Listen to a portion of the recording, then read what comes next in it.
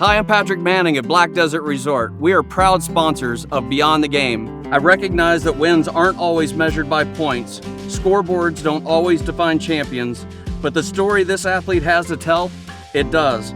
This is why Black Desert Golf Course is proud to sponsor Beyond the Game to share this inspiring story with you. Please enjoy.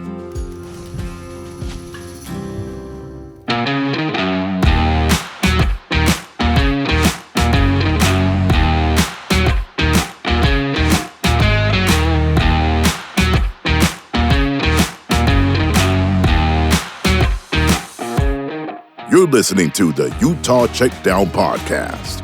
And now your host, Josh Furlong.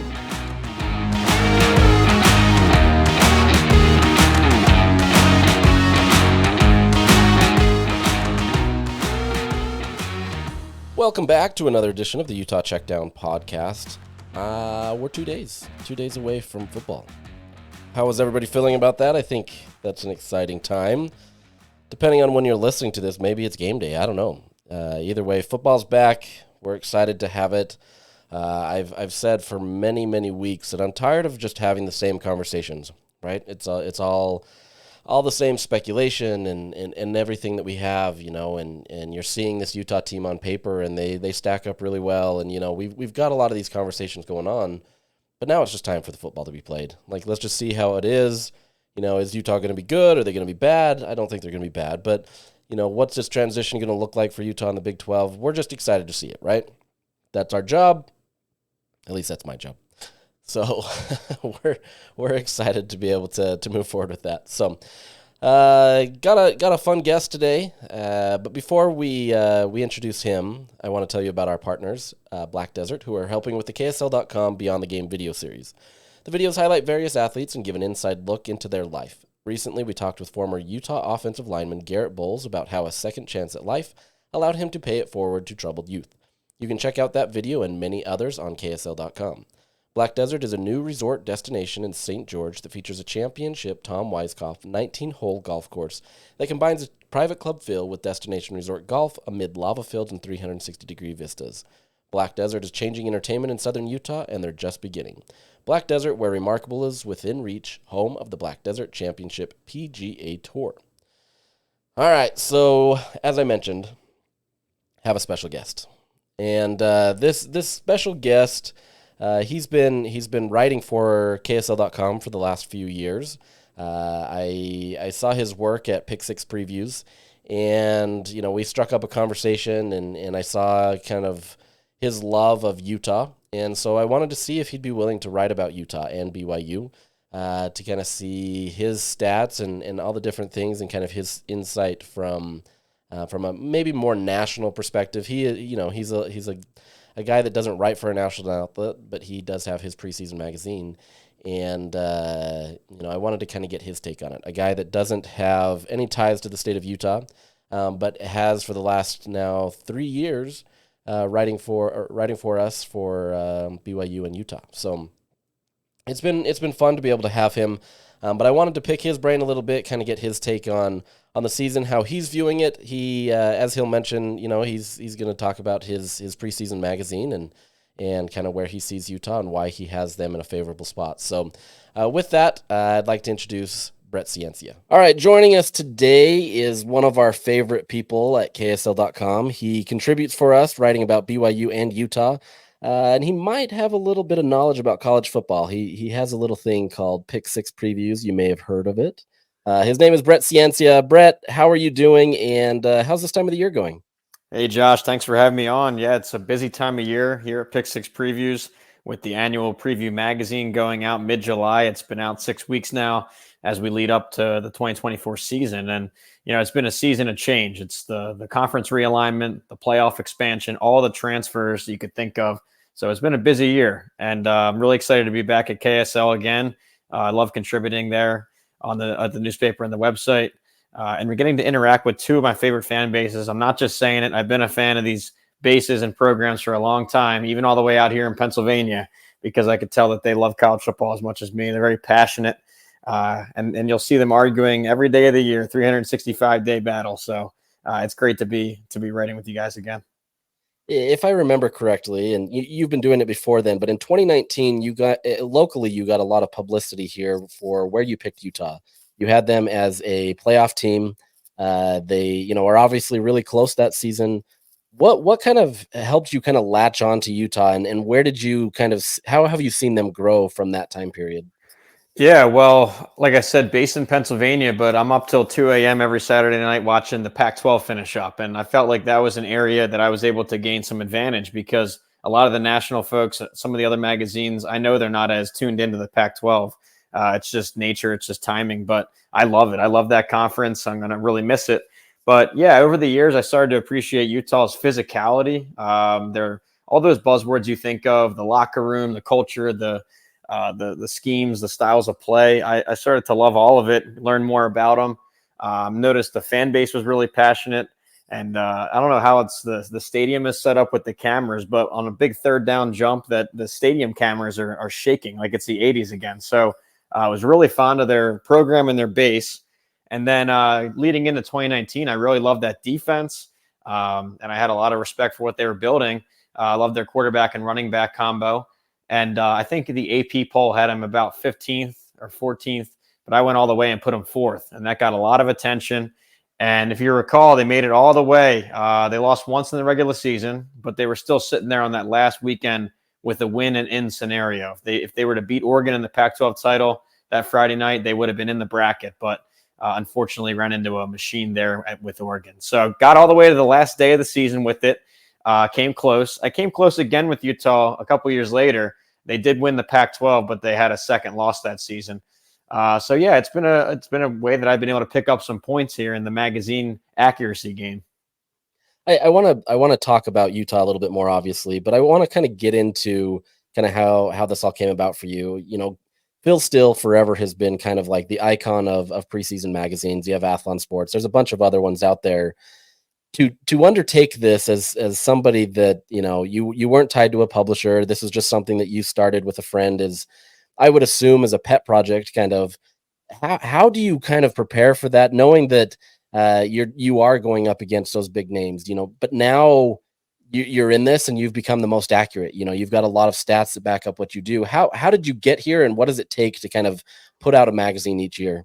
Yeah, thanks. Well, yeah, I mean, I was a reader of all the magazines when I was growing up. I loved college football, especially coming from a pro sports area here outside of Philadelphia. It's all pro talk, but I always loved the college game and the uniqueness that brought. So out of a passion of college football, and, I was reading all the magazines, but then I started to devise my own formulas, my own numbers to try and get an edge against those magazines and try and out-predict them, try and find my own edge. And over the years, I started, like I said, accumulating my formulas, my stats. And then I figured, hey, if these are interesting to me and I'm doing pretty well at picking games and seasons, I bet that others would like to see this stuff too. So then I took some time and built out Pick Six previews, put together. Now it's a whole magazine, a hard copy edition.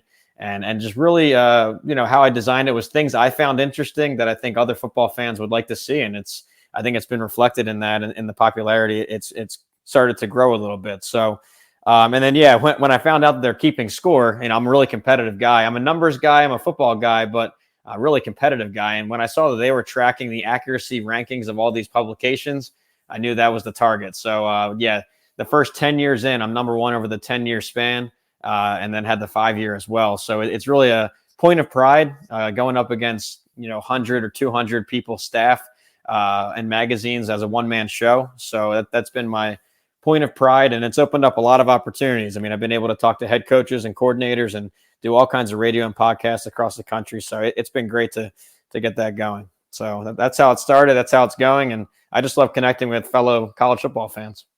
What was that first experience like when you did get ranked and they did say that you were number one? I mean, what was that feeling like? Oh, it was huge. It was a great relief. It was kind of the proof of concept that the everything I've been working towards, the numbers, watching a ton of game tape, spring games, I watch it all. So just to see that come to fruition, but my mind started racing immediately. All right, I got to go defend the title now. 1 year is not going to cut it. So, and then it was defended a third year, a fourth year, and it became like I got addicted to getting all the best data and winning this thing. So, but the end result is, I think, a really complete guide to the season. I try and make it readable too. It's not as many acronyms or advanced metrics and stuff. It's very readable. It's got some stat graphics if you like that stuff, but really painting the picture of what these teams are trying to build. So hopefully that's reflected through on the pages, and we'll continue it here in 2024. Honestly, I love it. I think it's one of the magazines that I look forward to the most, and that's not just because I have you contributing here. There's a reason why I have you write for KSL.com. It's because I like it. I think you do a good job. So thanks. It's fun. So let's jump into Utah. Utah, you have them predicted to win the Big 12. That's not a shocker for most people. You have them ranked number 8 in the preseason rankings. Kind of what led to this in your mind? Just kind of a general overview of kind of how you put them there. Yeah, well, general overview, I think first you got to look back at 2023, and a little bit uncharacteristic of a season for Utah in the win-loss record. But when you look at what happened to this team injury-wise, it's actually impressive. They were able to grind out 8 wins and beat USC, and because I'd never seen anything like it. All the years I've been covering college football, I've never seen such an injury run. The number, I think, was 157 starts that were lost to injury from the 2 deep. It's insane. And it was key players too. It was Cam Rising, your quarterback, the backup, even the third stringer was injured. And then you had your all do-it-all tight end Keithy knocked out, your best linebacker, Lander Barton, running backs, you name it. I mean, you guys lived it last year. It was all over the roster, guys getting knocked out. So why I'm saying that all is I think that you can throw a little bit of those results out last year. That offensive numbers, I'm throwing them right out the window because it was such a fluke example with the roster. So I'm calling it the boomerang effect this year, where not only do you get all those injured starters and star players back, Rising, Keithy, Barton, Mekhi Bernard at running back, you get those guys back, but then also you get those younger guys that were thrown in ahead of schedule in relief of those injured players. Now they're coming back as veterans. So it's a double whammy. So yeah, there's a lot to like there. I went position by position. I love the roster. And then specifically a couple things I liked were the additions of Dorian Singer at receiver, 1,000-yard receiver from Arizona and USC. I think Utah has been lacking something like that, a true number 1 vertical threat on the outside. So that's going to be huge. And just a really proven staff. We talked about that with Morgan Scalley on defense and Whittingham overall and Ludwig on offense. And it just all came together in a wide open Big 12. I think I trust Utah's roster and staff more than everyone else. There's a lot of talk about, Utah's move from the Pac-12 to the Big 12. What's the style going to be like? Is it more physical? All those different things. Utah moving from its Mountain West days to the Pac-12 obviously had a sharp learning curve, right? It was really tough. They had to acclimate to a Power 5 program, get that depth. Now they're transitioning over to another power conference. Do you see, I know numbers don't tell the full story, but when you look at this, do you see similarities between these two conferences, if any, or what are the differences, and how do you think Utah will fare transitioning to a new conference? Yeah, well, it's a fascinating comparison. I think on the recruiting trail, I think that it's a lot more even of a playing field. I think in the old Pac-12, you had some super recruiters. You had Oregon, who's really taking off as a top 5 national recruiter. USC has always recruited really well with their Southern California location. Who else? Washington's always around that top 25, UCLA, Southern Cal. So yeah, I think that you take all those super recruiters out. And now when the dust settles, actually, if you look at the 5-year high school recruiting ranks in the Big 12, Utah is number 1. They're the number 1 recruiter in this new conference. And that's just shocking to hear, but that's how it is. So I think raw talent wise, they have a more of an advantage of a starting point. They're really good at player development too, but the recruiting goes a long way. So I think that's one difference. Styles of play, I find a similarity here in that there's so much complexity. In the Pac-12, you had physical teams, you had finesse teams, you had spread, running, passing, you had everything. And I think you have a little bit of that still with the Big 12. Look at some of these really physical programs, just like Utah. Kansas State falls into that category. Iowa State with Matt Campbell and that tough defense. West Virginia with a big offensive line. So you have physical teams like that. You do have some of that old Texas, wild West offense too, with some air raidy type teams and some spread teams. Oklahoma State, Texas Tech, TCU, and Kansas. They're going to spread the ball around the field. So I think for Utah fans coming in, you're going to see a lot of different styles of play, a better talent advantage on paper from the high school ranks. And then one last note I want to put in there is a difference I found is that there's more passionate fans in this conference. They're really going to pack their stadiums compared to some of the empty venues that I saw in the Pac-12. So I think that you're in for some really diehard fan bases. Maybe they're more regional compared to national, but I don't have any problem with that. I think it's you're going to have a lot of packed stadiums and engaging fan bases online. As somebody that has their name as the Pick Six Previews, Utah's kind of been that team that has the longest streak in the nation. You've followed that a ton. What do you attribute that to, just watching that and just kind of everything? And how great is that for you to be able to kind of have that moniker with Utah? Oh, yeah. Well, I've been calling them Pick Six U. It's a perfect, a name with the brand. And I'm always supporting Utah. It seems like each year it's something where my numbers pick up on it more than the rest of the nation in Vegas. I mean, Vegas every year picks USC. Every year I lean Utah, and I've been proven right. So, but the pick six stat, I think it's 20 straight years that the defense has had an actual pick six in a game. And that goes all the way back to when Scally was a player, not a coach. So it's a tremendous streak. It's the longest current active streak. I don't know about all time. I figure it's got to be the longest all time, but longest current active streak. I attribute that to just the mindset that Scally puts in his players. His ball hawk and smart, nasty, reliable ball hawks, or whatever his acronym is. Every coach has mantras like that, but his really is reflected in his players. I mean, they're getting after the quarterback. They're altering his throws, batting balls into the air, and when those balls get batted up, that's easy pickings for an interception. And then they can close. I mean, once they get that ball in their hands, that defense knows how to close. So it's impressive to watch. And I think they'll make it 21 straight years this fall, I'm sure. You've got a lot of numbers that you track, and you put through a few of those every single week when you put it on KSL.com. But what are maybe some of the numbers that you're most intrigued with for this Utah team, knowing that last year was such an anomaly on offense? Defense, they're pretty consistent, but maybe what are some of the numbers that you're looking at that fans should be interested in as well?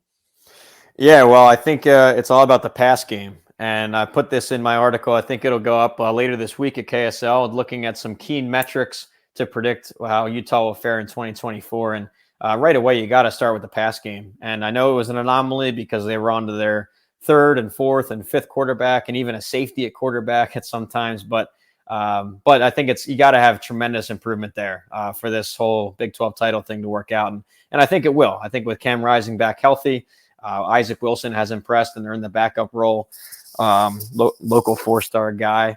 So I think you're in for massive improvement there. In the passing game, Utah was 100th and 105th last year out of 130 FBS teams. That's got to improve, and it will. I think they'll get back towards that top 40, especially with the addition of Singer on the outside and getting Keithy back and Carson Ryan. There's a lot of good parts. So that was the key metric on offense. Defensively, more of a positive spin. The rushing defense was incredible last year. Top 10 in all my advanced metrics on rushing defense. They actually held the number one spot heading into October before they got a little bit worn down with injuries. But I put that in there as an important piece. Got to continue that. That's going to be the foundation of the program and the team, is that front seven, that rush defense. So those are the two areas I looked at in the article.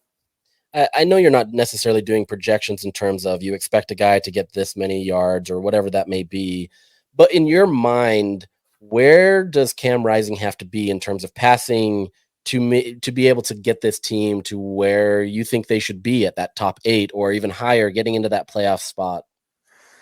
Yeah, well, I think the yardage is one thing. I think more the efficiency, the QB rating, the touchdowns to pick ratio, the third down conversions, those kinds of things are keys to games that they got to hit home on, because just the raw passing yardage stat, that's more stylistic. That might mean that Ludwig is either airing it out a ton or he's getting more conservative running the ball. So, I just think having Rising back in the lineup brings you just stability to the offense. He's got that killer instinct when he tucks the ball and runs it when he needs to. So to put a number on it, it's tough. I mean, somewhere around that 3,000 passing yards, something like that. Top 5 in the conference, I think would be great. But more importantly, that QB rating, because that takes into everything. The yards per play, the touchdowns to pick ratio, all that stuff. So the efficiency stuff, I want to see Cam get back into that top 5 in the conference. I had him projected 5th in my QB unit ranks. And that's behind some heavy hitters too. That's behind Noah Fafita, Arizona, KJ Jefferson, the big transfer at UCF, Jalen Daniels, who he's been injured a bunch, but if he stays healthy, he's one of the best in the country.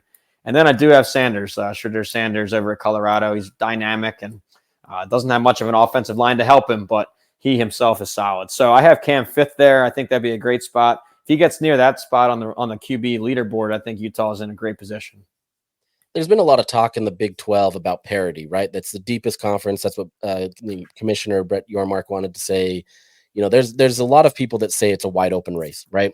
And I think you're seeing a pretty much a consensus that Utah, Kansas State, Oklahoma State, and maybe a few others are in that mix of the most likely to be able to get to a Big 12 championship, win it all. I want to know who you see that is maybe that kind of dark horse team that you think could potentially win. I know this is a Utah podcast, so we're going to stick with Utah, but what's maybe that dark horse team that you think could cause some problems in the Big 12? Yeah, absolutely. Well, I think across the 4 power leagues this year, this one's the most wide open in terms of number of contenders. You look at the other conferences, they have a dynasty going like a Georgia or an Ohio State. But here in the Big 12, there's no such real power dynasty. I think Utah is the favorite, but you could argue 9, 10 of these teams, or at least their fans can argue themselves, that they're poised for a Big 12 title run. I think a lot of that, it's also unique because they're very veteran rosters this year. For whatever reason, they all timed up where these teams all have a ton of starters back. So you think you have a top 15 number of returning production, and then you look, all your peers are also on that same tier this year in the Big 12. So very veteran conference, no real dynasty at the top, so it's wide open. Dark horse I'd throw in there would be UCF. I think I'm the only preseason magazine to have them ranked in the top 25. Other ones have them, 8th, 9th, 10th in the Big 12. I've got them 4th. And what I really like there is that they already went through their transitional season last year. They moved up from the non-AQ to the Power 5. And as Utah and BYU fans know, it's tough to pull off that transition. They were leading a lot of games late into the game, and then some of those depth concerns and size took over, and they lost a lot of close games in the fourth quarter. I think after a huge transfer haul, they finished top 25 in the transfer portal, top 25 recruiting class, and they really stocked their trenches, their front seven. I think they're better equipped to make a run. And then lastly, we talked a little bit, KJ Jefferson, the big 6'6", 250 quarterback coming in from Arkansas. He's drawing Cam Newton comparisons. That's because of he's paired up with Gus Malzahn, who, of course, led Newton to a Heisman and a national title. So a lot to like from UCF. I'm surprised they're not getting more buzz. I think they're over 7.5 win totals, one of my best bets of the year. And that could be your dark horse. I have to agree with you on that one. That one's the team that as I've gone through these different teams and looked at everything, everything still has to hit, right? Like you said, the depth and the defense has to improve and different things that way. But this feels like a team that if everything does hit the right way, they could be a very dangerous team. That last game of the year for Utah traveling to Orlando, that's a difficult challenge, right? Like I know everybody wants to circle this Oklahoma State game as Utah's toughest, and I tend to agree. But that UCF game kind of has to leave you up at night thinking, oh, we've got that at the very end of the year. So I'm intrigued by that one. That's for sure. Yeah, absolutely. And Oklahoma State is the conference opener, but that finale, it's going to be tough going down to a hot Central Florida location. And talk about rowdy stadiums. They're right up there with Utah. So that's going to be a tough one. But Utah is still with a favorable Big 12 schedule draw, I think. They'll be favored in a ton of games. Non-conference wise, it's only Baylor. I know that's a schedule quirk this year where that's a non-con, but I think 3-0 from the non-conference, and they're poised well to make a run. So, and then the last tough one I throw in there, I would mention TCU. I think if you talk raw recruiting, transfers, they're right up there. It's a talented roster, and they went through a huge reset after their 2022 title run with Max Duggan and all them. So they're ready for a bounce back in 2024. So keep an eye on that one midseason. This is obviously a Utah podcast, but I want to just get you out on a little bit of BYU. You have them picked 15th. This is another team that you're covering for us at KSL.com. Generally, what are you seeing from this team that maybe hasn't clicked, right? Like traditionally, I guess 2020, they obviously had that great year. Their schedule was a little bit different. Obviously, they're transitioning to the Big 12. But what do you think has kind of not allowed them to kind of take that next step, knowing that they've been kind of at the bottom right now and still are projected there? Yeah, well, I think with BYU, they had a really special run of quarterbacks from Zach Wilson for a few years. Jaron Hall continued that trajectory. They were really strong passing. So that was one thing that made them great. The other was their offense and defensive lines. They really pushed around their opponents back as an independent. And maybe that was schedule, maybe that was personnel, maybe it's both. But what I've noticed now is that in this new Big 12 last year, they finished third worst in the country in one of my metrics I call run the ball, stop the run. Of course, that's a famous slogan in football, just the ability to, own the line of scrimmage, run the ball, stop the run. They finished 68th out of 70 last year. And that's combining the rushing offense compared with your rushing defense. Terrible on both sides of that. So to improve at the Power 4 level, they got to keep stocking those trenches and build up their size and depth in the offensive and defensive lines. So those are the two key areas that are holding them back. I don't see quick fixes. It's going to take some time, that being the lines and then the quarterback play. Well, thank you so much, Brett. I appreciate it. Tell everybody, where they can find you, what you're up to right now, and kind of all that.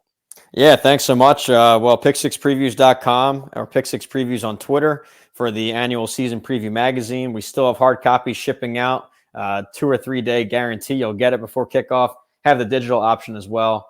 And then, throughout the year, I'll be back at KSL contributing the preview articles. So putting in my formulas, my game grader formula, some analysis of the upcoming opponent. So covering Utah and BYU. Cannot be more excited now that these guys are back in the same league. First time in quite a while, and on a collision course to play every year. So I'm really excited to be back, and thanks for having me on. Yeah, no problem. Thank you so much, and we'll keep chatting as the season goes on. All right, sounds good, Josh. All right, that was my chat with Brett. Obviously, a great guy. Has a good finger on the pulse, so to speak. Does a really good job of putting out that magazine. Honestly, has been one of the most effective and accurate guys out there for the last several years. I really do love his simple approach to it. It's not overly complicated. I do love Phil Still, don't get me wrong, but there is a lot of jargon in there that is a little bit hard to read at times, and so it's nice to be able to have just a clear-cut picture of how teams are viewed. Is he perfect? No, nobody is, right? Like, that's the nature of projections. You're projecting based on what is on paper, what coaches have said, things like that. But as we've seen in years past, and even with Utah last year, injuries can happen, or certain things take place that kind of rock the landscape of a team, and you're left to kind of deal with whatever the pieces are left, and it's hard to be able to project a team when things like that happen. So grateful for his answers, and we'll see how it all shapes up. But looking forward to finally having more data to go on than just what we've been speculating about before. So now with that, to close out this episode, I do want to talk about some few things that took place since our last episode, and that is the depth chart was released. So we got the first 2 deep roster from Utah, and by and large, there's not really a ton of surprises here, right? There's a lot of things here that many people that if you've been paying attention to Utah football, or if you've listened to this podcast or seen any articles that I've written or any other writers have written, you kind of have a good sense of who is on this roster, who are the starters, who are the kind of key figures that are going to be in this game. So there shouldn't come as much of a surprise for many people. My favorite thing about this, though, is looking, and yes, there's still the dreaded "or" on the roster depth chart, right? But it was used in a much different way than Kyle has traditionally used it for some of these things. It really does come down to the depth that Utah has, and that was most noticeable in a position group like tight end, right? You have 2 listed starters, and that was Dallin Bentley as your tight end Y, and you have Brant Keithy listed as your tight end U. These are the guys that have seemingly done the best. Obviously, we know Brant, so I'm not even going to say seemingly. He has done the best and has earned that quote-unquote starter role. But as we know, if Utah goes into 11, 12, 13, 14, we were joking the other day that Utah should just go with an 06 personnel, put Brant Keithy as a quarterback, use every other position as a tight end and see how it works, but get that offensive line. And I think Utah could actually be pretty effective doing it that way. I don't know what that would look like. I would love to see Caleb Lohner line up in the backfield as a running back and get, Miki Sugarataga or Carson Ryan or somebody like that is his lead blocker, and let's just go. I'm not ruling it out, man. We need that 06. So I think it would be fun. But regardless, you've got 6 guys that honestly could be starters at many programs, right? And once again, that potential has to show up on the field, right? You see their talent, you see their length, you see their ability, and most of these guys have proven it. Carson Ryan did it at UCLA. Landon King has done it at Utah and is still really kind of new into that system and really getting into it, and I think he's become a fan favorite. Brant Keithy's done it. Miki Sugarataga started really picking it up last year after making that switch from the defensive side of the ball. As I've mentioned, Kyle has talked about him being one of the most consistent guys. The biggest question mark of those 6 really is Caleb Lohner. But they love his potential, his ability, his shiftiness. You get a guy that is used to being really shifty on the court as a basketball player with an incredible size, and now he's able to potentially do that on the football field. Oh, by the way, he's probably a foot taller than maybe some of these guys out there. Maybe not quite that drastic, but I mean, you can see the difference. You get a 50-50 ball. Some guys got to have some tremendous hops to be able to, to pick that ball away from Caleb Lohner, especially if you get up and go for it. So really curious to see how that group moves. Your starters at wide receiver, Dorian Singer. You've got Money Parks, obviously has done really well in Utah's system and has kind of put his head down. And he's not being talked about a lot, but that's not because he's not been effective. I think he's just kind of, there's a lot of attraction to the new players, a Damian Alford, a Dorian Singer, even Micah Pittman to an extent, because we didn't really get to see him last year. And by all accounts, he's really bought into the culture. He's really done everything he needs to be able to be a contributing member of this team. And he's listed as the starting slot receiver. So really curious to see how this group works. I think there's obviously a lot of talent. But once again, there really isn't a lot of questions there. The biggest thing there, and this was, it was public in some respects, as some of these position changes, we obviously knew about Hunter Andrews. He moved from linebacker to running back. Kyle talked on Monday about the need for that, where they felt they had enough talent in that room, or in the linebacker room, that they could essentially move him over. They needed another bigger body to be able to get in there. How he factors into this team yet remains to be seen, right? Like, I don't think he's just suddenly going to be a guy that you're going to see on the field a ton, but at least it gives them depth. They felt comfortable there. You also had another player from that position group, the running back group, that moved over to the corner, and that's John Randall Jr. He moved over as a running back, kind of more of a slender kid, wasn't able to put on the weight that he needed to. They didn't feel like he was going to be much of a factor at running back, so they put him out on the secondary and put him in a corner spot and have him as a contributing member of that side of the ball. He actually is an or designation with Cam Calhoun. I'm curious to see how that actually translates, how if he can get on the field and actually do something there, especially as Cam Calhoun, as Kyle mentioned, is kind of working his way back after what he called a setback.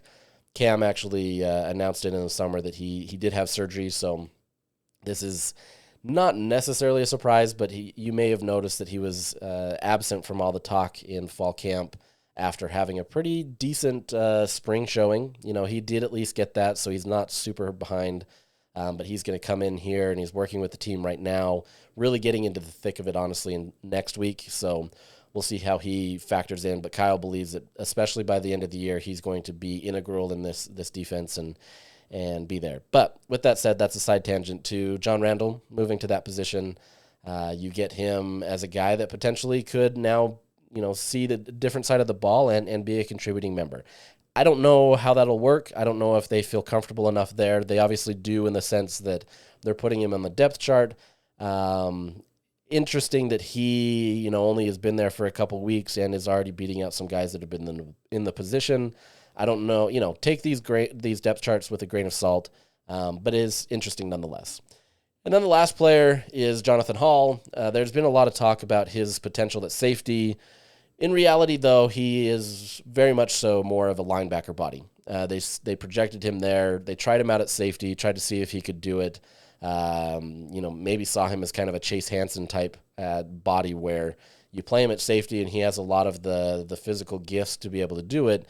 But you put him now at linebacker, and maybe you can gain more weight and you can allow yourselves to be able to do a little bit more. Karene Reed yesterday said that moving Jonathan Hall into that position group actually is a breath of fresh air to some extent, because you have a guy that understands how the safety is played. So you're playing as a linebacker, but you understand the backfield behind you, right? You understand those guys and how they move. So if there's a breakdown, he knows how to position himself in a way that probably many linebackers don't, unless they've been familiar with that position. So in some ways, Karene was a little envious that he has that talent and skill just to be able to just pivot, really, and be able to adapt to whatever the defense is needing. So curious to see if any of these three players factor into the season. I think there's enough talent that, barring injuries, Utah shouldn't necessarily need to see any of these guys.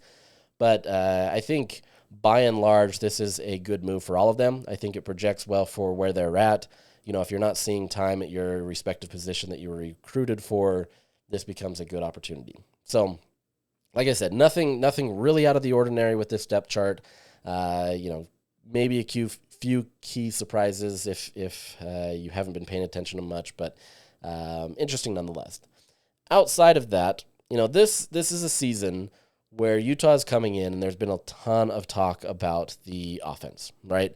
Everything has been about offense, and no duh that like everybody wants to talk about the offense. Nobody wants to talk about a defensive, great team. That's not to say that that's not the case at Utah. Obviously, having been spoiled for several years, Utah fans understand what a good defense can do for a team. And so I don't think any Utah fan takes that lightly. I just think you want to be able to be attracted to the offense, right, where things are a little bit more fun in terms of just highlight plays and different things that way. This is where it becomes really interesting to me for this Southern Utah game. So, traditionally, the FCS games, they just don't really have a lot of excitement value, depending on who you're playing, right? Like, as you saw, Montana State over the weekend in week 0, they got a win against Bronco Mendenhall's New Mexico. They were a favored team, and so this is not like FCS teams can't win. It happens every single year. These are fun games, especially, if it gets a little close. So, I want to put that respect with Southern Utah, but I think if this is a Utah team that we expect it to be, especially on offense, this has to be a team that dominates on that side of the ball, right? I don't necessarily think that it's going to be this perfect showing in the first week, and if it is, that's great for Utah, right? Like, I think that bodes well for their case that they can run the Big 12. But I don't also know that you're going to get a ton from this game. But with that said, I think this game itself presents a ton of intrigue. More intrigue than maybe normal, right? Yes, it's not the Florida game from last year where, a lot of the fans were super excited to see that return trip. You get an SEC team for the first time coming into Rice-Eccles Stadium. Bryson Barnes throws that 70-yard pass, and suddenly it's game on, right? There's not many things that can top that kind of environment. Having Michigan come in the first year of Jim Harbaugh coming back to college, those types of environments are really tough to replicate. But you need these FCS games, especially early, in my opinion, to be able to give yourself kind of a jump start, right? You want to be able to have that game that gives you more of kind of a glorified scrimmage, especially if you are a higher level team where you're not necessarily worrying about paying this team and losing to this team. Once again, not to say it couldn't happen, but I think all the rails would have to fall off for that to happen. But to me, this game becomes much more intriguing just simply because what is returning. You had last year where there were so many season-ending injuries, so many guys held out, that it was a tough toll on everybody, including me as a beat writer, who you just got kind of tired of talking about the same things, right? Injury. There came a point last season, where when we'd submit our request to talk to players to the athletic department each week, I looked around the roster and I'm honestly like, who do I talk to, right? Like, there's just not that many players to talk to anymore that are really going to, I don't want to say move the needle, but are really going to be impactful players. And so it became a challenge, and you ended up going to the same players a ton, and they got worn out of it, right? They don't want to continue to talk about it. But you're now coming into an era where, okay, Cam Rising is back. Brant Keithy is back. There's all these other guys. Van Fillinger is back and healthy. He played all last year, but he was riddled with injury.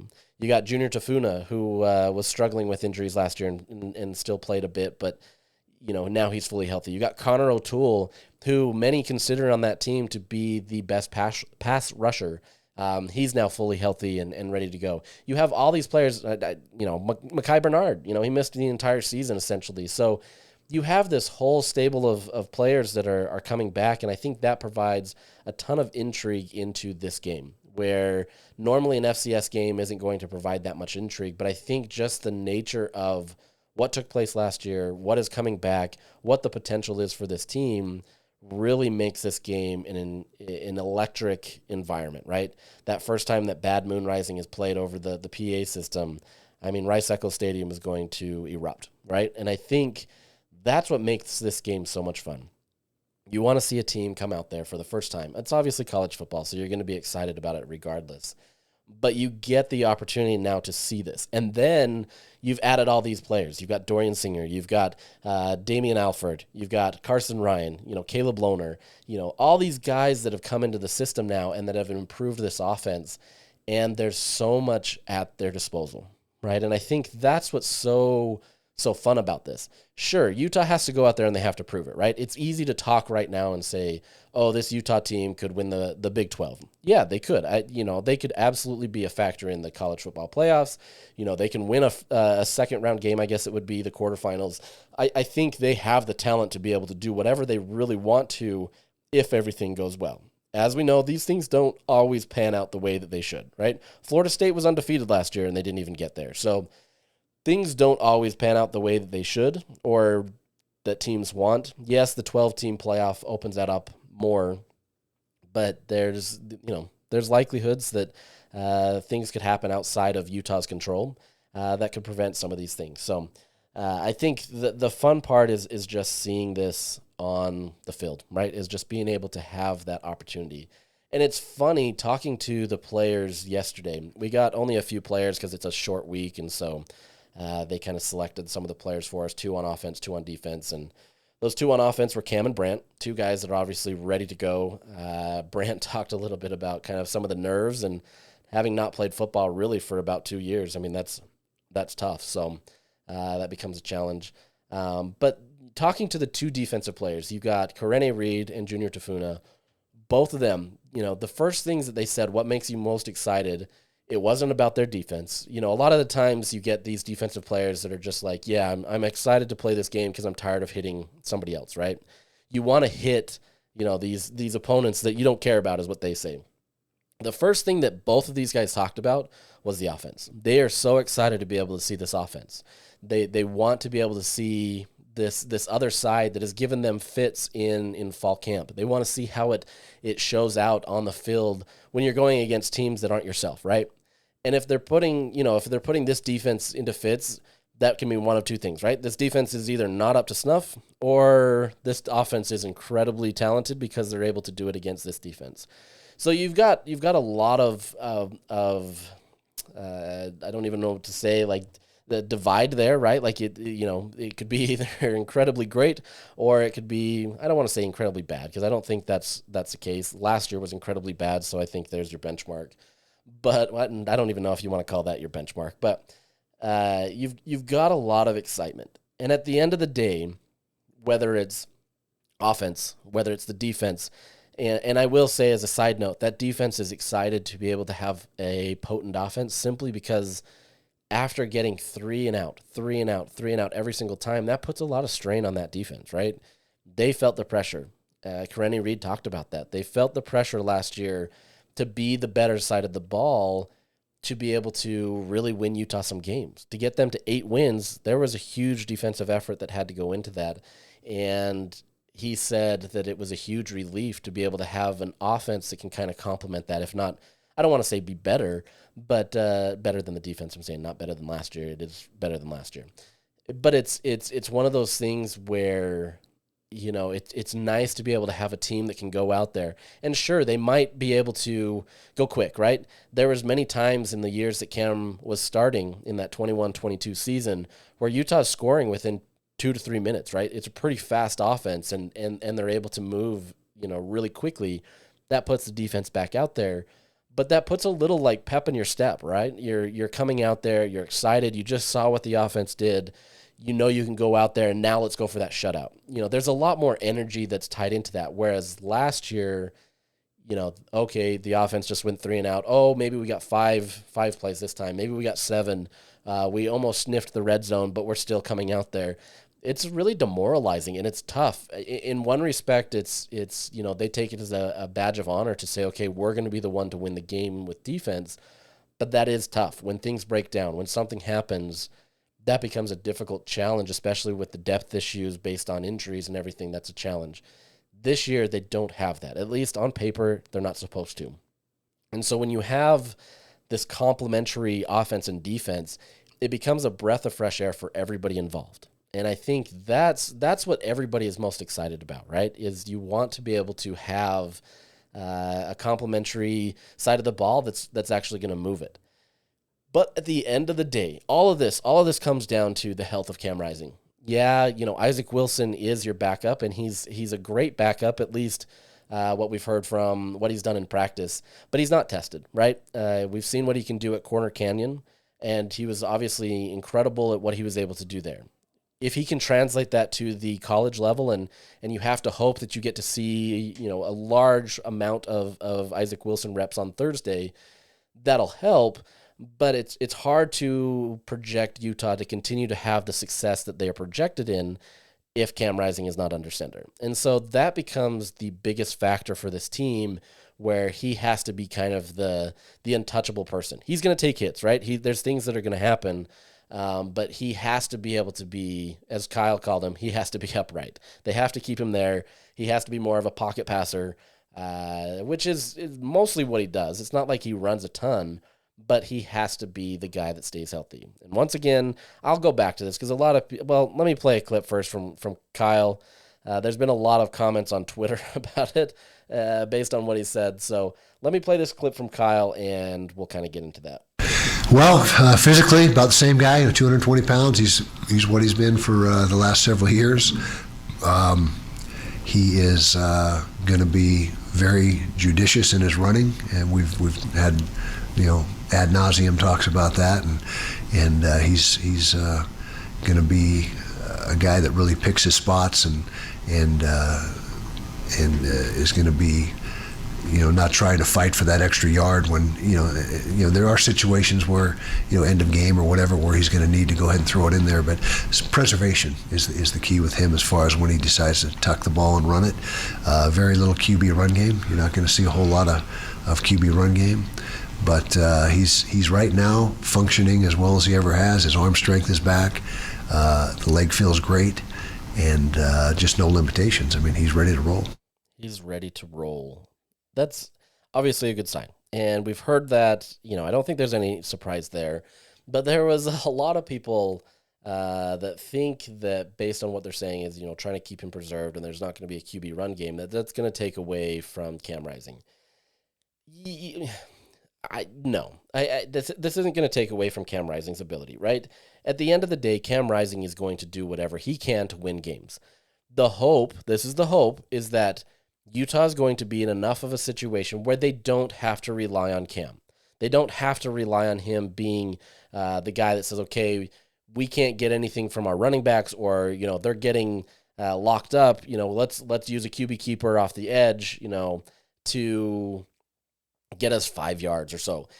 Those types of things are what's going to be limited. It's not that Cam is never going to run. He's going to run, right? He has to roll out of the pocket. There's going to be times where if he needs to extend the play and it's within reason and he can get to the sideline, those things are going to happen. He's still a playmaker. He has to do that. That's his job. But at the onset, it's not something where they're going to design a ton of plays for Cam to be the guy that runs the ball. Once again, guys can get injured outside of doing that, right? you can get sacked. You can get a weird step back where just something doesn't go right and you do something to your ankle or other things. This is more just an opportunity to limit the amount of hits that Cam can take.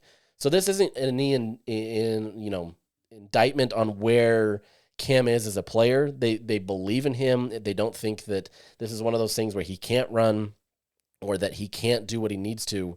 It's just a matter of how they're going to try to do their best to preserve his health. And if that means not running him as much, so be it, right? But I think the way that Utah feels that they've got on their hands, they understand the talent that they have around him. And as long as that offensive line can do its job, which there's a lot of faith in that offensive line, and yes, you have a redshirt freshman coming in at left tackle, and you have a sophomore at right tackle, there is this mostly veteran group there that they feel confident in. And if they can do their job, there should be a whole bunch of assets and weapons for Cam to be able to utilize, right? You've got at least 3 backs, if not 4, if you had Dijon Stanley in there, that can do a great job of running. At least we expect that, right? We'll see it on the field. We'll see if it works. There's been years where Utah's run game hasn't been great. Some of that is offensive line. Some of it is the running backs, yada, yada, yada. Outside of that, you've got, like I said, those 6 tight ends. You've got those wide receivers. Cam shouldn't have to be in a situation where they need to say, okay, we're going to put his body on the line for a 3rd and 1.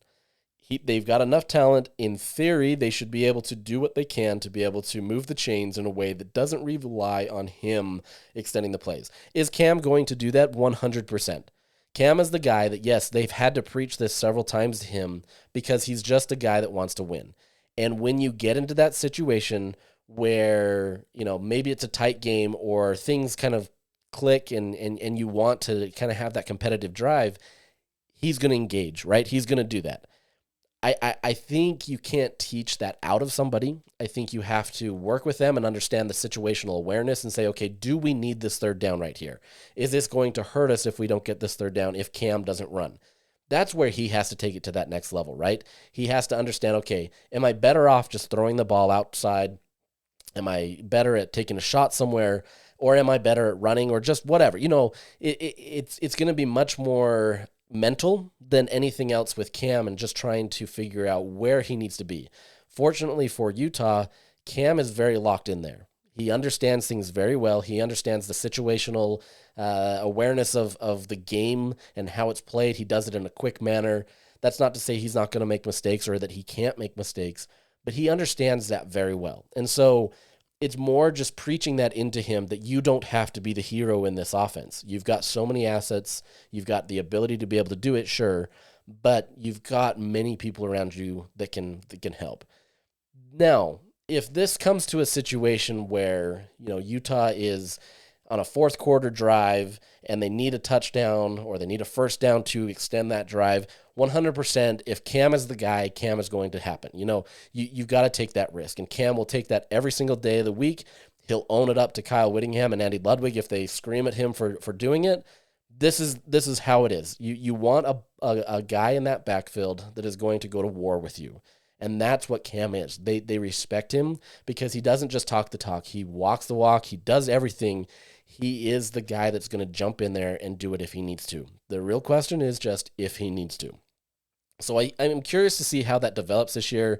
It's going to be funny when the first play of the game is a Cam Rising roll out of the pocket and run for 7 yards or something, right? Just because, and all Twitter will go crazy and the whole world will explode. But this is a situation where this isn't going to limit Cam. It has the potential in some respects in the sense that he's not going to naturally think to run first.